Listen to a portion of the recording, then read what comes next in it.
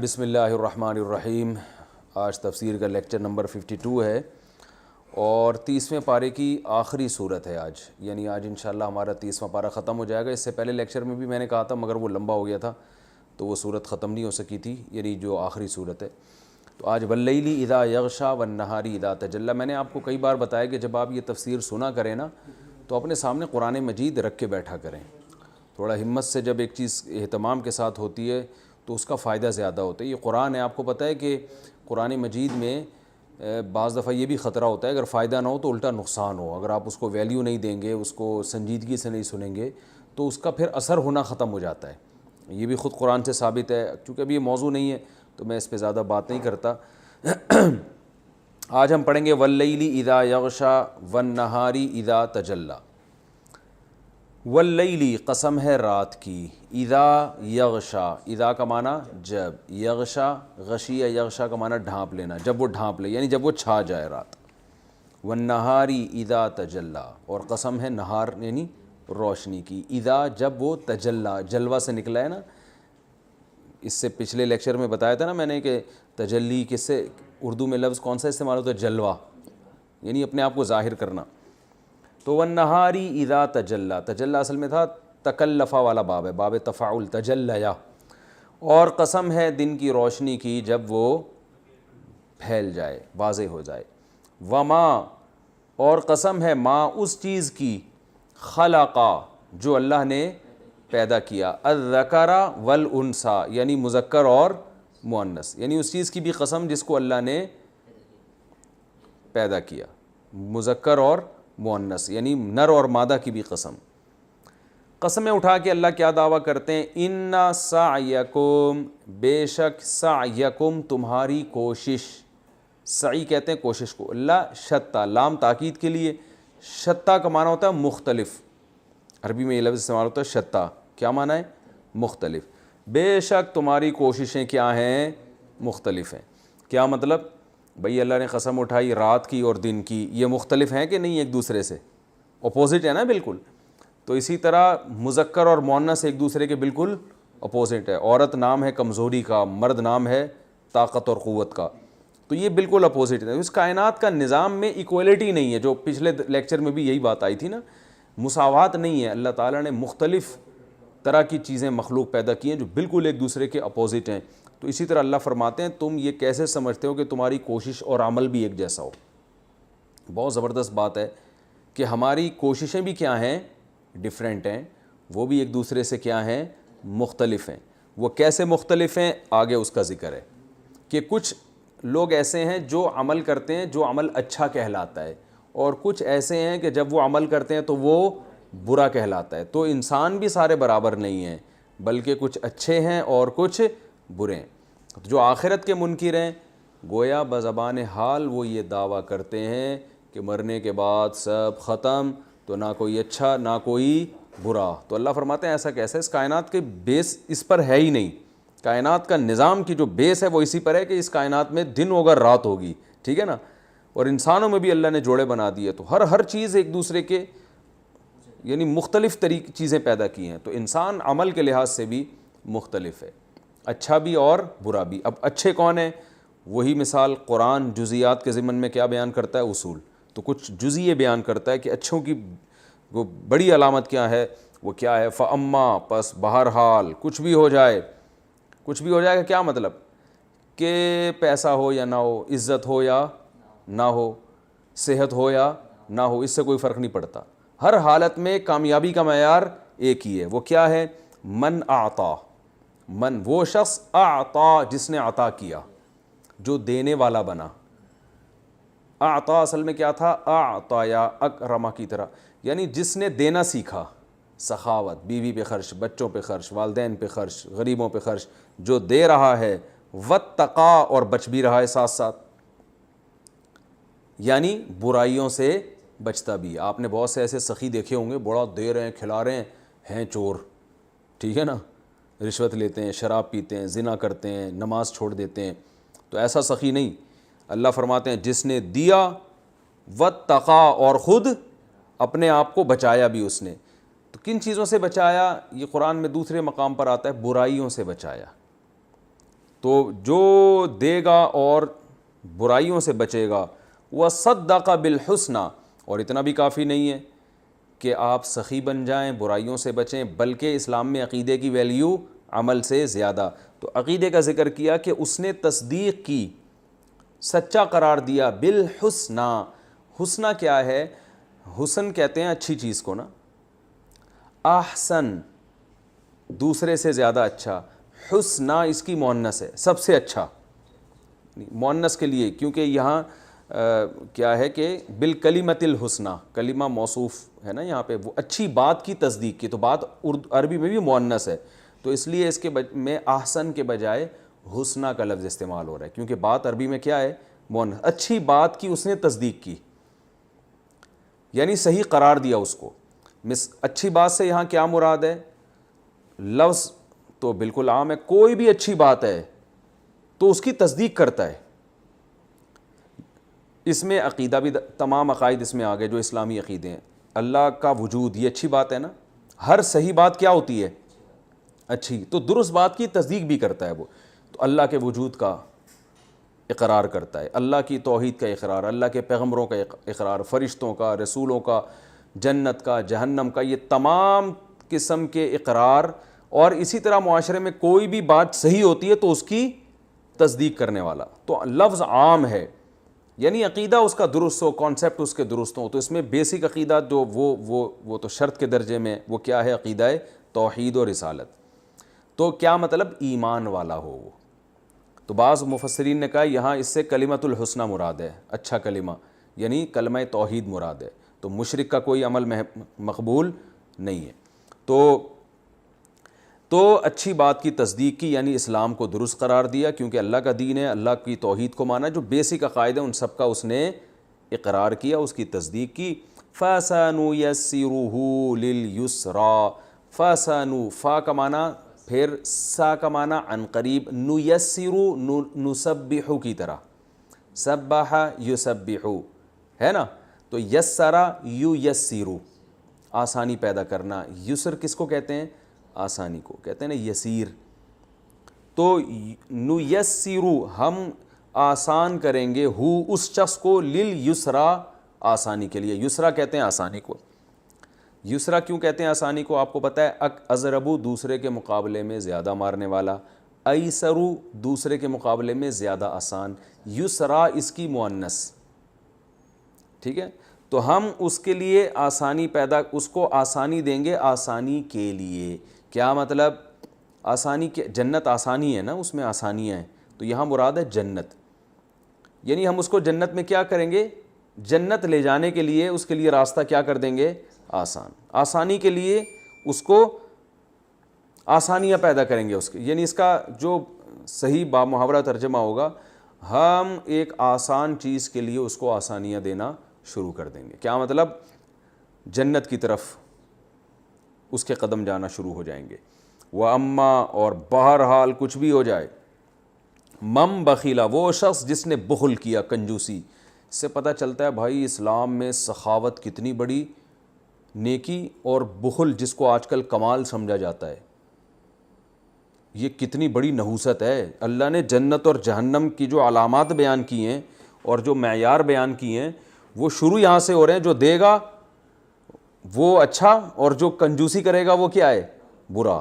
تو پیسوں پہ سانپ بن کے بیٹھ جانا، اور یہ بس میرا پیسہ، میری دولت، میری انویسٹمنٹ، میری جو ہے وہ بچت اور میرا اکاؤنٹ، یہ سب چیزیں مسلمان پہ زیب نہیں کرتی. تو اللہ نے فرمایا جس نے بخل کیا، کنجوسی سے کام لیا، اپنے مال کو صرف اپنا سمجھ کے خود ہی پھوڑتا رہا بیٹھ کے، واستغنا، اور مستغنی ہو گیا. کس سے؟ اللہ سے. کیونکہ جو بخیل ہوتا ہے نا، وہ مستغنی سمجھتا ہے اپنے آپ کو. کس سے؟ اللہ سے. وہ سمجھتا ہے مجھے اللہ کی ضرورت نہیں ہے بالکل بھی، کیونکہ میرا پیسہ ہے تو سارے میرے کام میرا پیسہ ہی بنا دے گا. تو اللہ کی اس کو ضرورت محسوس نہیں ہوتی، اس لیے وہ برائیاں بھی کرتا ہے، کنجوسی بھی کرتا ہے، کسی کا خیال نہیں کرتا، نہ رشتہ داروں کا، نہ گھر کا، نہ گھر میں خرچ کرے گا، بس کھانے پینے پہ لگا رہتا ہے، اپنا پیسہ اسٹاک کرنے میں لگا رہتا ہے. تو اللہ فرماتے ہیں اس نے، وہ مستغنی سمجھتا ہے نا اپنے آپ کو اللہ سے. دیکھو جو اپنے آپ کو اللہ کا محتاج سمجھتا ہے، اسے پتہ ہے پیسے سے نہیں ہوتا، ہوتا کس سے؟ اللہ سے.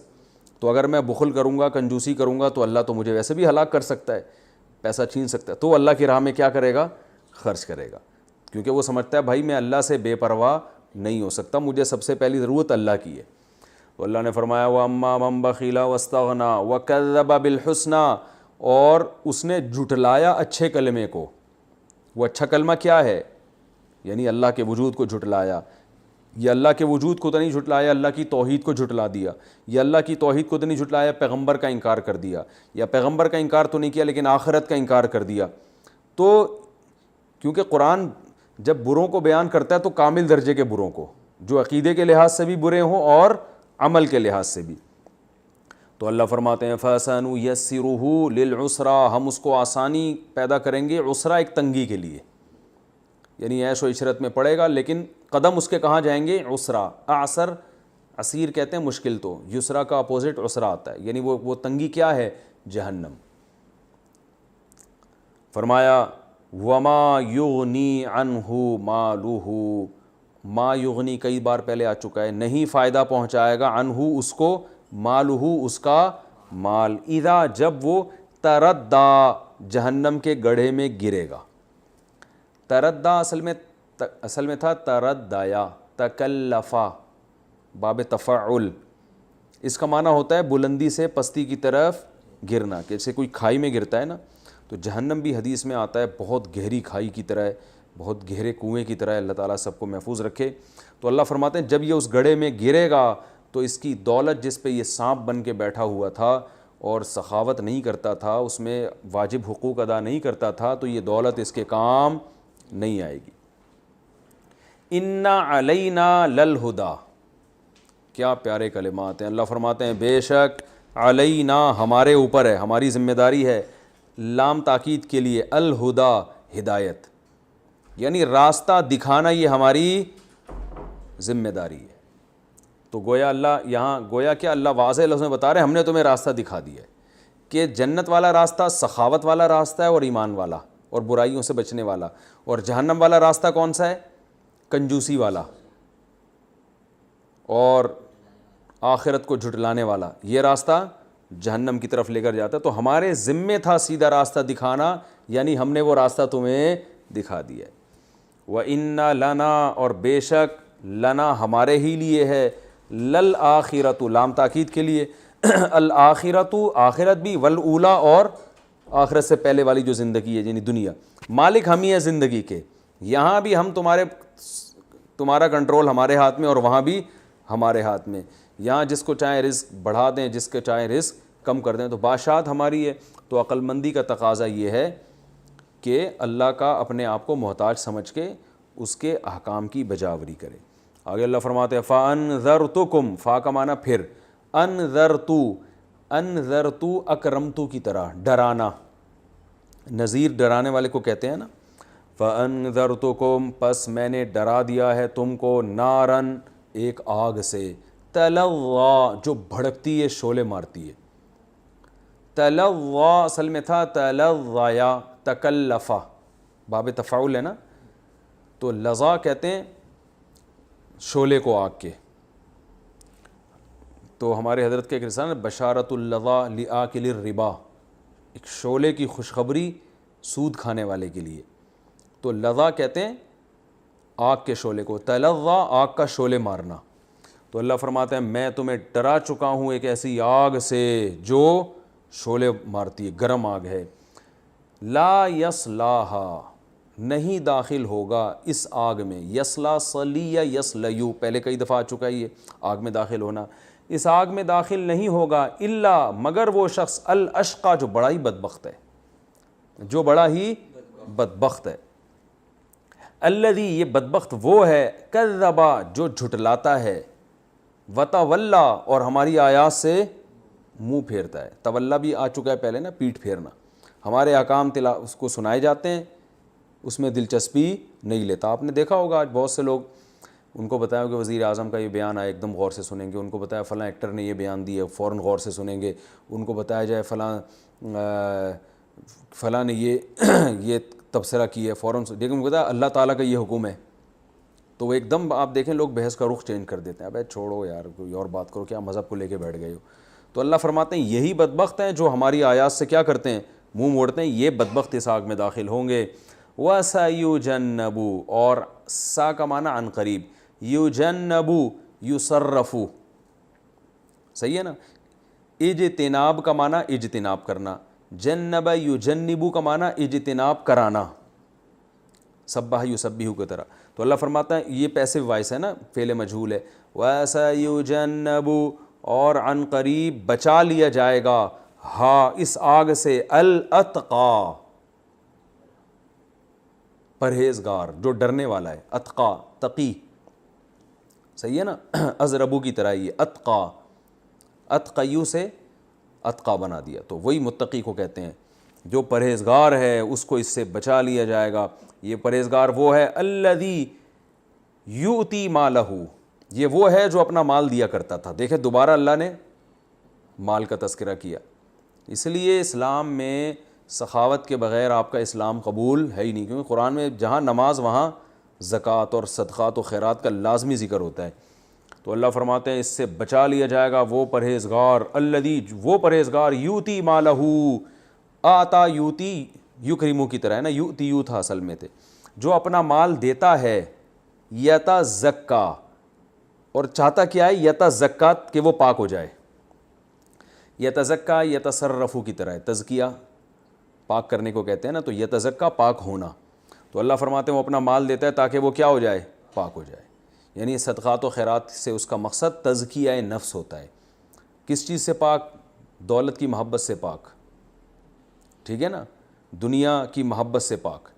تزکیہ اسی کو کہتے ہیں, کیونکہ جو آدمی خرچ نہیں کرتا اس کو دنیا میں دیواروں اینٹوں سے محبت ہو جاتی ہے, اور جو اللہ کی راہ میں خرچ کرتا ہے اس کا دل دنیا کی محبت سے پاک اور صاف ہو جاتا ہے. تو اللہ فرماتے ہیں جو اس لیے مال خرچ کرتا ہے کہ وہ پاک صاف ہو جائے. یعنی اس سے پتہ چلتا ہے کہ اسلام میں خرچ کرنے کا جو مقصد ہے صرف غریبوں کا خیال رکھنا نہیں ہے, بلکہ اپنے نفس کی اصلاح کرنا, اپنے آپ کو دنیا کی محبت سے پاک کر دینا, یہ بھی ایک اسلام میں خرچ کرنے کا بڑا مقصد ہے کہ آپ کے دل سے دولت کی محبت نکل جائے.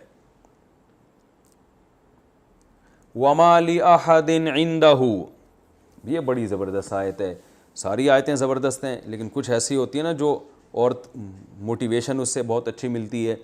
فرمایا کہ یہ جو متقی ہے جس کو ہم کہہ رہے ہیں کہ یہ خرچ کرتا ہے تاکہ اس کا تزکیہ ہو جائے, تو یہ وہ ہے کہ ما لِأَحَدٍ, ما کا معنی نہیں, لِأَحَدٍ کسی ایک کے لیے بھی, عندہو اس شخص کے پاس, اس خرچ کرنے والے کے پاس, من نعمتن کوئی بھی نعمت نہیں ہے, تجزا, تجزا پیسو وائس ہے, تزربو کی طرح. دیکھو یزربو یزربانی یزربونا تزربو, یہ والا تجزیو, بدلہ دیا جائے. تجزیو کا مطلب کیا ہوگا؟ جزا دی جائے. آیت کا مطلب یہ ہوگا نہیں ہے اس کے پاس کسی کی کوئی نعمت جس کا بدلہ دیا جائے. یعنی یہ جو متقی کسی پہ خرچ کر رہا ہے تو ایسا نہیں ہے کہ کسی نے اس پر کوئی احسان کیا ہو جس کا بدلہ دیا جا رہا ہو, ایسا نہیں ہے, بلکہ خالصتاً تزکیہ کے لیے اور آخرت کے لیے یہ فقیر پہ خرچ کر رہا ہے. اس لیے کہ یہ تو بہت لوگ کر لیتے ہیں کہ کسی نے آپ پر احسان کیا تو آپ بھی اس پر احسان. تو اللہ فرماتے ہیں کوئی یہ نہیں ہے, بس کسی نے اس کو کوئی نعمت نہیں دی, کوئی احسان نہیں کیا, مگر یہ اپنی مرضی سے کیا کر رہا ہے, اللہ کو خوش کرنے کے لیے اپنا مال خرچ کر رہا ہے. تو اس سے پتہ چلتا ہے بھائی رشتہ داروں پہ یا غریبوں پہ جو ہم خرچ کرتے ہیں تو اس لیے نہیں کہ وہ ہم سے اچھا سلوک کر رہے ہیں. بہت سے لوگ ہم سے آگے کہتے ہیں یار رشتہ دار ہیں اچھا سلوک نہیں کرتے, ہم کیوں خرچ کریں؟ تو بھائی وہ آپ اللہ کے لیے کرو, ٹھیک ہے نا, وہ آپ کا اچھا سلوک کریں نہ کریں. اللہ فرماتے ہیں وَمَا لِأَحَدٍ عِندَهُ, نہیں ہے کسی کے لیے بھی اس کے پاس کوئی نعمت, تجزا جس کا بدلہ دیا جا رہا ہو, ایسا نہیں ہے, بس اللہ کے لیے خود سے کر رہا ہے. اللہ صرف اتنی بات ہے, اللہ کا معنی صرف بھی ہوتا ہے نا, سوائے اس کے ابتغاء وجہی, ابتغاء کہتے ہیں تلاش کرنا, باب افتعال, اس کا معنی کیا ہوتا ہے؟ تلاش کرنا. سوائے تلاش کرنا ہے وجہی ربی ہی, اپنے رب کے چہرے کو, الاعلیٰ جو بڑا رب ہے, یعنی اپنے رب کے چہرے کی تلاش میں وہ خرچ کر رہا ہوتا ہے, اس کے علاوہ اور کوئی مقصد نہیں ہے. تو رب کا چہرے سے مراد رب, اللہ کی رضا, ٹھیک ہے نا, سوائے اس کے کہ اللہ کی رضا کی تلاش میں ہے, اس کے علاوہ اور کوئی اس کا مقصد نہیں ہوتا. آگے بڑی پیاری اللہ نے خوشخبری سنائی, فرمایا والا, اور لا کا معنی ضرور, تاکید کے لیے نا. سوف کا معنی عن قریب, یرضا یرضیو, عن قریب یرضا یہ راضی ہو جائے گا. جو اس نیت سے خرچ کر رہا ہے کہ اس پر کسی نے احسان بھی نہیں کیا کہ بدلہ چکا رہا ہو اس کا, اور مقصد صرف اللہ کو راضی کرنا, تو اللہ فرماتے ہیں یہ جو کر رہا ہے نا وَلَسَوْفَ يَرْضَىٰ عن قریب, یہ کیا ہو جائے گا, خوش. کیسے انداز ہے اللہ رب العزت کا. یہ بالکل ایسے ہی ہے جیسے کوئی بادشاہ کے پاس یا کسی بڑے سیٹھ کے پاس کوئی بندہ آئے اور کہے سیٹھ صاحب مجھے جناب اتنے پیسے چاہیے, یہ کرنا ہے وہ کرنا ہے, دکان بنانی ہے, کاروبار چلانا ہے. سیٹھ صاحب ایک تو یہ ہوتا ہے چیک بنا کے دے دیں یار یہ لے جا, ایک ہوتا ہے بھائی آرام سے بیٹھ جا ہو جائے گا بس, ٹھیک ہے نا. یہ جو انداز ہوتا ہے نا یہ بڑے لوگوں کا انداز ہوتا ہے. اس کا مطلب ہے کہ بھائی یہ تو چھوڑ دے یہ چھوٹی موٹی باتیں ہیں کہ یہ کرنا ہے وہ کرنا ہے, تیرے سارے کام تو خوش ہو جائے گا, ٹھیک ہے, بیٹھ جا بس آرام سے, بھی چائے پی, بوتل پی, تیرے لیے میں نے سموسے منگوائے ہیں, پکوڑے منگوائے ہیں, آرام سے بیٹھ کے کھا. اب یہ بھول جا, وہ فکر میں ہے کہ پتہ نہیں میرے ساتھ ہونے والا کیا ہے. تو یہ جواب میں کیا کہتا ہے, یرضا, بس تو خوش ہو جائے گا. تو اللہ فرماتے ہیں یہ جو مجھے خوش کرنے کے لیے مال خرچ کر رہا ہے وَلَسَوْفَ يَرْضَىٰ عن قریب, یعنی فوراً نہیں ہوگا یہ کام, فوراً نہیں ہوگا. سوف کا معنی عن قریب, مرنے کے بعد. سوف اور دنیا میں بھی بعض دفعہ ہو جاتا ہے, اللہ اتنا دے دیتے ہیں اس کو کہ ریٹرن کر دیتے ہیں. وَلَسَوْفَ يَرْضَىٰ عن قریب, یہ خوش ہو جائے گا. تو یہ صورت ہے جی سورہ لیل کہتے ہیں اس کا نام ہے, اور اس کا خلاصہ تفسیر تو آپ کے سامنے آ گئی, گرامر بھی آ گئی. خلاصہ صورت کا یہی ہے کہ اللہ تعالیٰ نے دن اور رات کی قسم اٹھائی. بھائی ان میں کوئی جب وہ مختلف ہیں تو انسان کے اعمال بھی کیا ہیں, ایک دوسرے سے بالکل مختلف ہیں. تو اچھے اعمال والوں کی یہ علامتیں ہیں کہ ایمان بھی لاتے ہیں اور سخاوت کا مظاہرہ کرتے ہیں. برے لوگوں کی علامتیں ہیں کنجوسی, دولت پہ سانپ بن کے بیٹھ جاتے ہیں, آخرت کا انکار کرتے ہیں, اپنے آپ کو اللہ سے مستغنی سمجھتے ہیں, اللہ کی ضرورت ہی محسوس نہیں کرتے. اور جو خرچ کرنے والے ہیں ان کو جہنم سے بچایا جائے گا. جو بخل کرنے والے اور آخرت کا انکار کرنے والے ان کو آگ میں ڈالا جائے گا. اور اللہ نے بتا دیا ہمارے ذمہ تھا تمہیں راستہ دکھانا, وہ ہم نے دکھا دیا ہے. تو یہ تو صورت الحمدللہ 30واں پارہ ہمارا ختم ہو چکا ہے. ہم نے مشورہ کیا تھا, ارادہ یہ کیا تھا کہ اب ہم بجائے 29ویں پارے کے ڈائریکٹ پہلا پارہ شروع کریں, کیونکہ آپ کو جو نماز میں جو صورتیں پڑھی جاتی ہیں انشاءاللہ وہ تو اب کافی حد تک یاد ہو ہی گئی ہوں گی, ان کا ترجمہ بھی. اور اس کو لیکچر کو بھی بار بار سنا کریں, اور لیکچر سے زیادہ لیکچر ایک دفعہ سننے کے بعد اس کو ریوائز خود اپنی زبان سے کیا کریں. اس کا طریقہ یہ ہوتا ہے کہ جو صورت آپ نے پڑھ لی ہے لیکچر میں, آپ اپنے گھر والوں کو بٹھا کے ایک دفعہ اپنے الفاظ میں ان کو وہ ترجمہ بتا دیں. اس سے آپ ہمیشہ کے لیے آپ کے دماغ میں وہ بیٹھ جائے گا.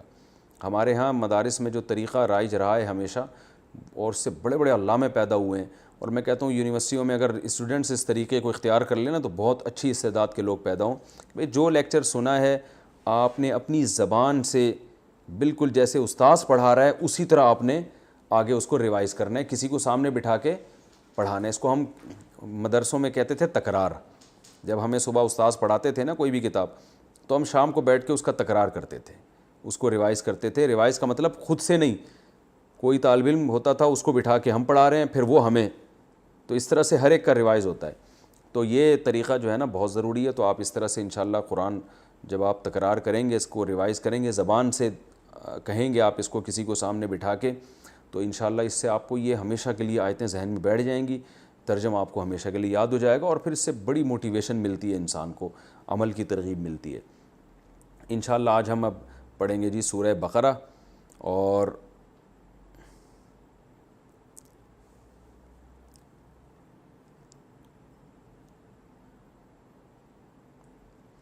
ہم نے سورہ فاتحہ تو الحمدللہ کمپلیٹ کر لی تھی. آج ہم پڑھیں گے جو سورہ بقرہ شروع کریں گے. سورہ بقرہ اور سورہ آل عمران, سورہ مائدہ, اس میں احکام بہت ہیں.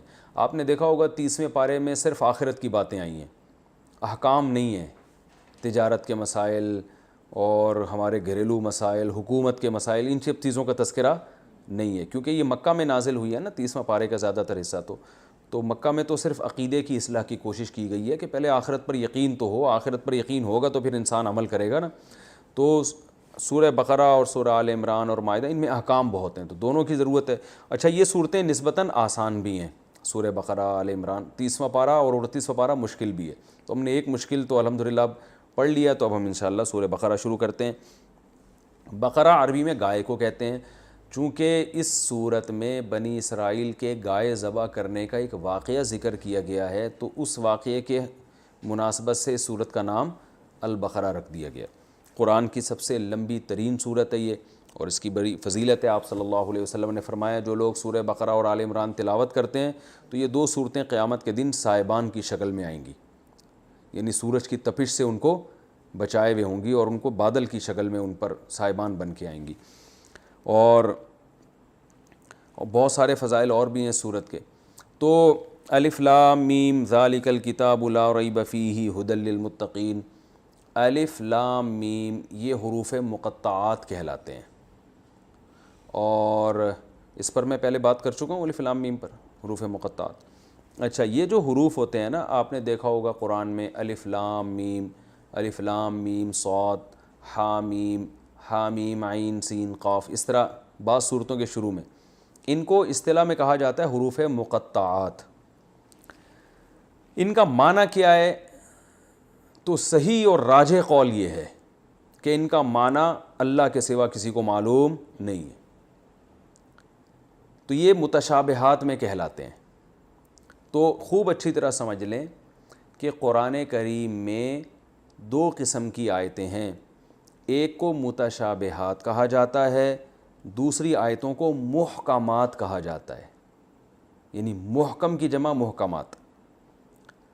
قرآن سے ہی ثابت ہے یہ، سورہ آل عمران کے پہلے رکوع میں اللہ نے یہ بیان کیا هو الذی انزل علیک الکتاب منہ آیات محکمات ہن ام الکتاب واخر متشابہات، کہ اللہ نے جو کتاب نازل کی ہے اس میں بہت سی آیتیں محکم ہیں۔ محکم کا مطلب جن کا معنی بالکل واضح ہے۔ تو اللہ فرماتے ہیں کہ یہ کتاب کا اصل ہے، اصل کا مطلب ان کی بیس پہ آگے متشابہات کی تفسیر بیان کی جائے گی، یہ اصل ہے۔ یعنی قرآن کی کچھ آیتیں ایسی ہیں جو متشابہات ہیں، جو سمجھ میں ان کا معنی نہیں آتا، تو محکم پہ ان آیتوں کو پیش کیا جائے گا، ان کی ایسی تفسیر نہیں کی جائے گی جو محکم کے خلاف ہو، ٹھیک ہے نا۔ اس کی مثال جیسے قرآن میں آتا ہے قیامت کے دن اللہ کی پنڈلی ظاہر ہوگی تو سب لوگ سجدے میں گر جائیں گے۔ اب اس کا مطلب پنڈلی تو اللہ کے بھی کیا اعضاء ہیں کہ وہ ہاتھ پاؤں ہیں اس کے، آنکھ ناک، اور کیا یہ چیزیں کہ انسانوں کی طرح ہے وہ؟ تو قرآن میں یہ آیت ہے متشابہ۔ محکم کیا ہے؟ قرآن میں آتا ہے لیس کمثلہ شیء، اللہ کی طرح کوئی بھی نہیں ہے۔ تو پتہ یہ چلا کہ جو جس آیت میں آتا ہے اللہ پنڈلی ظاہر کریں گے، اس کی ہم نے ایسی تفسیر کرنی ہے کہ اس محکم سے ٹکرائے نہیں وہ۔ اب اگر آپ کہتے ہیں ایسے ہی پنڈلی ہے جیسے انسانوں کی ہوتی ہے، تو اس کا مطلب قرآن تو صاف لفظوں میں کہہ رہا ہے کہ اللہ کی کوئی مثال اس کائنات میں ملتی نہیں ہے، تو جب ملتی نہیں ہے تو مثال دینا بنتا ہے کیا؟ ناممکن ہے، مثال ہی نہیں دی جا سکتی۔ تو ہم پھر اس کی ایسی تفسیر کریں گے کہ ہم کہیں گے بھائی اللہ کی کوئی صفت مراد ہے اس سے، یا ہے پنڈلی ہم اس کی حقیقت نہیں جانتے، یعنی محکم اصل ہے۔ تب کیوں قرآن کہہ رہا ہے سورہ آل عمران کے پہلے رکوع میں ہن ام الکتاب، وہ کتاب کی ہیں، ماں ہیں، یعنی اصل ہیں وہ محکم آیتیں۔ اور قرآن میں اسی صورت کے پہلے رکوع میں اسی آیت میں اللہ نے فرمایا وَأُخَرُ مُتَشَابِهَاتٌ، اور کچھ آیتیں ایسی کیا ہیں؟ متشابہات ہیں۔ تو پتہ یہ چلا کہ قرآن میں دو قسم کی آیتیں ہیں، متشابہ کا لفظ سے ہی پتہ چل رہا ہے نا، جس کا مفہوم واضح نہیں ہے۔ اب یہ خوب سمجھ لیں کہ متشابہات کی دو قسمیں ہیں، ایک متشابہ المعنی، یعنی وہ آیتیں جن کا معنی ہی متشابہ ہے، جن کا معنی کا ہی نہیں پتہ کیا ہے، ان کا اصل معنی کا نہیں پتہ، اور دوسرا متشابہ الکیف، کیف کا مطلب ہوتا ہے کیفیت، کہ اس کے لغوی معنی تو ہمیں معلوم ہے، ڈکشنری میں معنی تو پتہ ہے، لیکن اس کی کیفیت کیا ہے یہ ہمیں معلوم نہیں ہے۔ تو یہ متشابہات کی دو قسمیں۔ تو پہلی قسم اللہ نے جو پہلی قسم ہے وہ ہیں کہ جن کا مطلب ہی نہیں پتہ، وہ ہیں یہ حروف مقطعات، الف لام میم صاد نون والقلم وما یسطرون، نون ان کے اصل معنی ہی نہیں پتہ ہیں کہ اس سے کیا مطلب ہے اس کا۔ نون کا ویسے تو حروف تہجی ہے، لیکن ظاہر ہے قرآن میں نون کا مطلب تو صرف حروف تہجی نہیں ہے نا۔ اب یہ اللہ قیامت کے دن بتا دیں اپنے بندوں کو کہ میری کیا مراد تھی، وہ اللہ ہی جانے۔ اور ہو سکتا ہے اللہ نے اپنے حبیب صلی اللہ علیہ وسلم کو بتایا اور رسول اللہ صلی اللہ علیہ وسلم کو یہ بھی ہو سکتا ہے کہ آپ کو بھی نہ بتایا ہو، تو اس بارے میں ہمیں کوئی تفصیل معلوم نہیں ہے۔ تو یہ ہے وہ متشابہات جن کے اوریجنل معنی ہی معلوم نہیں ہے۔ دوسرا متشابہ وہ ہے جن کے حقیقی معنی تو معلوم ہیں مگر کیفیت معلوم نہیں ہے۔ جیسے قرآن میں نے ابھی آیت پڑھی سورہ قیامہ میں ہے نا، یوم یکشف عن ساق، سورہ قلم میں ہے کہ جس دن اللہ اپنی پنڈلی کو ظاہر کریں گے لوگ سجدے میں گر جائیں گے۔ اب پنڈلی کے لغوی معنی تو معلوم ہے، پنڈلی کو کہتے ہیں، لیکن اس کی کیفیت معلوم نہیں ہے کہ یہاں اس کو آپ ڈیفائن نہیں کر سکتے۔ جیسے میں کہوں آپ کی پنڈلی تو میں ڈیفائن کروں گا بھائی پنڈلی ایسی ہے جو اتنا وزن ہے، اتنی موٹی ہے اور اتنی لمبی ہے اور ان کی پنڈلی جیسی ہے یا اس سے بالکل مخالف ہے، تو یہ کیفیت بیان ہو رہی ہے نا۔ لیکن قرآن میں جہاں اللہ کے بارے میں یہ الفاظ آئے ہیں ان کی کیفیت ہم بیان نہیں کر سکتے، کیونکہ اللہ جیسا کوئی ہے ہی نہیں۔ قرآن میں آتے ہیں الرحمن علی العرش استوى، اللہ تعالیٰ عرش پر ہیں، عرش تخت کو کہتے ہیں نا، بادشاہی تخت، تو ساتویں آسمان کے اوپر عرش اور کرسی ہے اور اللہ اس بادشاہی کرسی پہ جلوہ فروز ہیں۔ قرآن میں آتا ہے جگہ جگہ ہے، تو کرسی کا معنی تو کرسی ہوتا ہے، عرش کا معنی عرش ہوتا ہے۔ لیکن اب اللہ کے بارے میں یہ کہنا کہ اللہ کی کرسی اس طرح کی کوئی کرسی ہے جیسے ہماری کرسی ہوتی ہے یا کوئی ایسا تخت ہے جیسا ہمارا تخت ہوتا ہے، یہ ہم بیان نہیں کر سکتے۔ یہ کیفیت بالکل مجہول ہے، اس کے بارے میں بات کرنا بھی جائز نہیں ہے، سمجھ رہے ہو؟ تو یہ وہ متشابہ ہیں جن کے لفظی معنی تو ہمیں معلوم ہے مگر کیفیت ہمیں معلوم نہیں ہے۔ اسی طرح قرآن میں آتا ہے کہ جس دن قیامت قائم ہوگی تو والسماوات مطویات والارض، وہ کیا ہے وہ آیت پڑھو جلدی سے، والسماوات مطویات بیمینی، آسمان اس کے دائیں ہاتھ میں لپٹے ہوئے ہوں گے، اور والارض قبضتہ، اور ایک قبضے میں اللہ کے زمین ہوگی، یعنی اللہ کے ایک ہاتھ میں زمین ہوگی اور ایک ہاتھ میں آسمان لپٹے ہوئے ہوں گے۔ تو اب ہاتھ تو ہاتھ ہی کو کہتے ہیں، لیکن حقیقت کیا ہے، کیسے لپٹے ہوئے ہوں گے؟ کوئی اللہ معاذ اللہ کوئی انسانوں کی طرح تو نہیں ہے نا ہاتھ میں لپٹ، تو اس کی کیفیات ہمیں بالکل بھی یعنی کیفیت کا مطلب کہ کیا کنڈیشن کیا ہے اور حالت کیا ہے یہ ہمیں بالکل معلوم نہیں ہے۔ اور قرآن میں اس طرح کی بہت سی آیتیں ہیں، جیسے بلکہ حدیث میں بھی ایسے متشابہات ہیں۔ آپ صلی اللہ علیہ وسلم نے فرمایا کہ اللہ کے دو ہاتھ ہیں، وکلتا یدیہ یمین، اور اللہ کے دونوں ہاتھ دائیں ہی ہیں، لیفٹ ہینڈ نہیں ہے اللہ کا، اللہ کے دونوں ہاتھ کیا ہیں؟ دائیں ہیں۔ حالانکہ یہ عملاً ناممکن ہے کہ کسی کے دو ہاتھوں اور دونوں دائیں ہوں، اس لیے کہ دائیں اور بائیں جو ہے نا یہ ایک دوسرے کے مقابلے میں کہا جاتا ہے۔ جو چیز اس طرف کے مقابلے میں اس طرف ہوگی تو وہ کیا کہلائے گی؟ لیفٹ، ٹھیک ہے نا؟ یہ تو ایک فرضی چیز ہے نا، لیکن جیسے اللہ کا ہاتھ کا ہونا ہماری عقل سے بالاتر ہے تو ایسے ہی دائیں اور بائیں کا ہونا بھی ہماری عقل سے بالاتر ہے۔ تو یہ سب چیزیں متشابہات میں آتی ہیں، اور سورہ آل عمران کے پہلے رکوع میں ہی اللہ نے بتا دیا کہ فَأَمَّا الَّذِينَ فِي قُلُوبِهِمْ زَيْغٌ فَيَتَّبِعُونَ مَا تَشَابَهَ مِنْهُ، جن کے دلوں میں ٹیڑھا پن ہے نا وہ متشابہ آیتوں کے پیچھے لگتے ہیں، ابتغاء تاویلہ، ابتغاء الفتنہ، فتنہ پھیلانے کے لیے اور اس کے مفہوم کی گہرائی میں گھسنے کے لیے، وَمَا يَعْلَمُ تَأْوِيلَهُ إِلَّا اللَّهُ، حالانکہ اس کے حقیقی معنی اللہ کے سوا کسی کو معلوم نہیں ہے، تو اس کی پوری مراد اللہ ہی جانتا ہے۔ تو ایسے متشابہات قرآن یا حدیث میں جہاں بھی آئیں گے تو ہم نے یہ کہنا ہے اللہ اعلم بمرادہ، اس کے پوری مراد اللہ ہی جانتا ہے، اس کے پورے حقیقی معنی کون جانتا ہے؟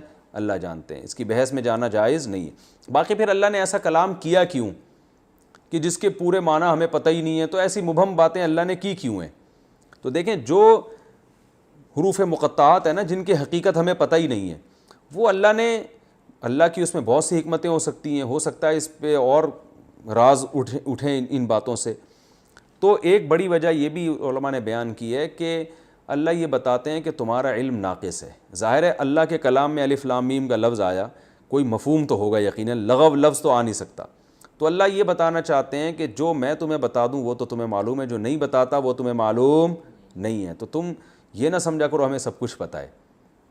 اور جو متشابہ المعنی ہے نا، یعنی متشابہ الکیف ہیں، وہ آیتیں جن کی کیفیت ہمیں معلوم نہیں ہے، ان کے بارے میں اللہ ہمیں بتانا چاہتے ہیں وہ آزمائش ہے ہماری، کہ تم جس طرح سے اللہ نے تم سے کلام کیا اور جو اس کی سرسری مفہوم تمہارے دماغ میں آ رہا ہے, اسی پر اکتفا کرتے ہو یا بلا وجہ گہرائی میں گھس کے فتنہ تلاش کرتے ہو؟ کیونکہ بعض دفعہ کسی علم سے روک دینا اس میں بھی آزمائش ہے. دیکھیں کئی جگہوں پر ہوتا ہے نا, دفتروں میں ہوتا ہے یا ایسے ڈیفنس کے اداروں میں ہوتا ہے کہ بڑا آفیسر منع کر دیتا ہے چھوٹے کو کہ آپ کو اس تحقیق کی اجازت نہیں ہے کیونکہ آپ اس سے فتنے میں پڑ سکتے ہو. اب چھوٹا پھر بھی تحقیق کرے گا تو سزا ملتی ہے نا اس کو کہ بھئی آپ کیوں تحقیق کر رہے ہو, یہ آپ کا کام نہیں ہے. تو قرآن چونکہ آزمائش کے لیے نازل ہوا تو اس میں ایک آزمائش یہ بھی ہے کہ اہل علم کی خواہش ہوتی ہے علم حاصل کرنا, تو ان کو علم سے روک دینا بھی ایک آزمائش ہے. تو اللہ نے بعض جگہوں پہ تو حکم دیا کہ علم حاصل کرو, بعض جگہوں پہ علم حاصل کرنے سے روک دیا. تو کون ہے جو اس آیت پر عمل کرے گا کہ جہاں اللہ نے حکم دیا علم حاصل کرو وہاں حاصل کرے گا, جہاں روک دیا وہاں رکے گا. لیکن اللہ نے اسی آیت میں بتایا جو فتنہ پرست ہے نا وہ محکمات کو چھوڑیں گے, یعنی جہاں اللہ نے کہا علم حاصل کرو وہاں نہیں حاصل کریں گے, جہاں روکا ہے ادھر گھسیں گے وہ. کیونکہ فتنہ پرست آدمی کو ہمیشہ اس علم کا شوق ہوتا ہے جس علم کا وہ مکلف نہیں ہوتا. آپ گھروں میں دیکھو نا, اپنے گھر کا نہیں پتہ کیا ہو رہا ہے اور اڑوس پڑوس کی ساری خبریں رکھی ہوئی ہوتی ہیں کہ اس کے گھر میں کیا ہو رہا ہے, اس کے گھر میں کیا ہو رہا ہے. اب یہ علم تو ہے مگر یہ وہ علم ہے جو فتنہ پرستوں کے لیے, وہ ایسے علم میں گھستے ہیں. تو وہ میں اس پر ایک چٹکلا بھی سناتا ہوں نا, اگرچہ یہ یہاں اس موقع پہ مناسب تو نہیں ہے لیکن اس لحاظ سے مناسب ہے کہ جو بات سمجھانا چاہ رہا ہوں وہ اچھی طرح سمجھ میں آئے گی. وہ ایک بچے نے پوچھا نا, ایک ابو نے اپنے بچے سے پوچھا بیٹا تمہیں پتہ ہے علامہ اقبال کون ہے؟ پتہ نہیں ابا کون ہے. اچھا بتاؤ قائد اعظم کون ہے؟ پتہ نہیں ابو کون ہے. تو ابا کو غصہ آیا, کمبخت اسکول جاؤ تو پتہ چلے نا یہ لوگ کون تھے. تو بچہ کہتا ہے ابو آپ کو پتہ ہے وسیم کون ہے؟ نہیں بھائی. ستار کا پتہ ہے کون ہے؟ نہیں بھائی. وہ گھر میں رہو تو پتہ چلے نا. ٹھیک ہے نا. تو بعض لوگوں کو سارے محلے کی خبر ہوتی ہے, اپنی خبر نہیں رکھتے. جن کا تربیت کا اللہ نے مکلف بنایا اس کی فکر نہیں ہے, دوسروں کی فکر میں لگے ہوئے. تو اسی طرح قرآن میں جو محکم آیتیں ہیں جن کا ہماری عملی زندگی سے عقیدے سے تعلق ہے ان آیتوں پہ ہمیں چلنا ہے. ان آیتوں سے جن سے اللہ نے ہمیں روک دیا تو ان آیتوں سے ہمیں رکنا ہے. تو یہ بھی ایک آزمائش ہے. تو متشابہ آیتیں نازل کرنے کا ایک بڑا مقصد کیا ہے؟ اہل علم کی آزمائش.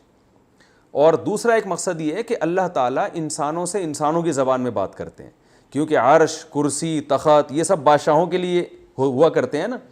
تو اللہ اپنے لیے وہی چیزیں الفاظ میں وہی چیزیں استعمال کر رہے ہیں جو ہماری سمجھ میں آسانی سے آ جائیں, جو ہماری سمجھ میں آسانی سے آ جائیں. اب دیکھیں ہم نے جو ابھی سورت پڑھی اس میں آتا ہے نا الا ابتغاء وجہ ربہ الاعلیٰ, اپنے رب کے چہرے کی تلاش میں جو خرچ کرتا ہے.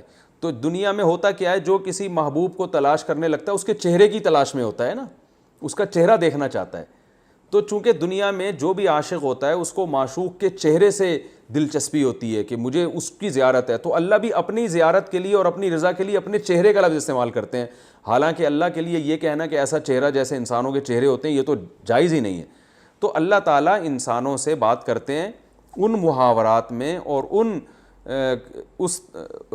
الفاظ میں جو انسانوں کے ہاں استعمال ہو رہے ہیں. اس میں عرش بھی ہے, اس میں کرسی بھی ہے, اس میں ہاتھ بھی ہیں, دائیں ہاتھ میں آسمان لپٹا ہوا ہوگا, صحیح ہے نا, اور ایک ہاتھ میں اللہ کے زمین ہوگی. تو اب فتنہ جو عقل مند ہے وہ کہے گا بھائی یہ اللہ نے ہمیں سمجھانے کے لیے یہ کلام کیا ہے, اس کا مطلب ہے سب کچھ اللہ کے ہاتھ میں ہے اور سب جگہ اللہ کی حکومت ہے. وہ اتنی بحث سمیٹ کے آگے چلے گا اور کہے گا بھائی اب عمل کو مضبوط کرو. اور جو فتنہ پرست ہے وہ کہے گا نہیں اللہ کے ہاتھ ہیں, اس کا مطلب اللہ انسانوں جیسا ہے, ہاتھ کا مطلب کیا ہے, ہاتھ کا مطلب یہ ہے تو ہاتھ کا مطلب وہ ہے. پھر تو یہ غیر ضروری بحثیں امت میں چھیڑے گا وہ. تو ان متشابہات سے ہمیں یہ بھی پتہ چلتا ہے کہ بحثوں کی بھی دو قسمیں ہیں, ایک وہ جس کا عملی زندگی سے تعلق ہے. تو ہمیں اپنی تمام یعنی ایکٹیویٹیز کو اپنی صلاحیتوں کو انہی ایکٹیویٹیز میں محدود کرنا چاہیے جن کا ہماری پریکٹیکل لائف سے تعلق. تو متشابہات کے علاوہ بہت سے ایسے ٹاپک ہیں جن پہ بات کرنے کا کوئی فائدہ نہیں ہے بلکہ فائدے کے بجائے نقصان ہے. تو ٹائم پورا ہو گیا میرا خیال ہے, 40 منٹ ہو گئے پورے. تو ٹھیک ہے, آج ہم نے بس یہ الف لام میم کے بارے میں ہی پڑھا. خلاصہ یہی ہے کہ قرآن میں 2 قسم کی آیتیں ہیں, محکمات اور متشابہات. محکمات پر ہمیں عمل کرنے کا حکم ہے، ان کے معنی بالکل واضح ہیں، اور متشابہات کو ہم نے متشابہات کی دو قسمیں، ایک جس کے معنی ہی معلوم نہ ہو اور ایک جس کے معنی تو معلوم ہو مگر کیفیت معلوم نہ ہو۔ جس کے معنی معلوم نہ ہو وہ حروف مقطعات ہیں، اور جس کے معنی معلوم ہو مگر کیفیت معلوم نہ ہو وہ آیتیں ہیں جن میں اللہ کے بارے میں آتا ہے ہاتھ ہیں، عرش پر ہوگا، اس کا چہرہ، اس کی پنڈلی، اس طرح کی جو آیتیں۔ اللہ تعالیٰ سمجھنے کی، عمل کرنے کی توفیق عطا فرمائے۔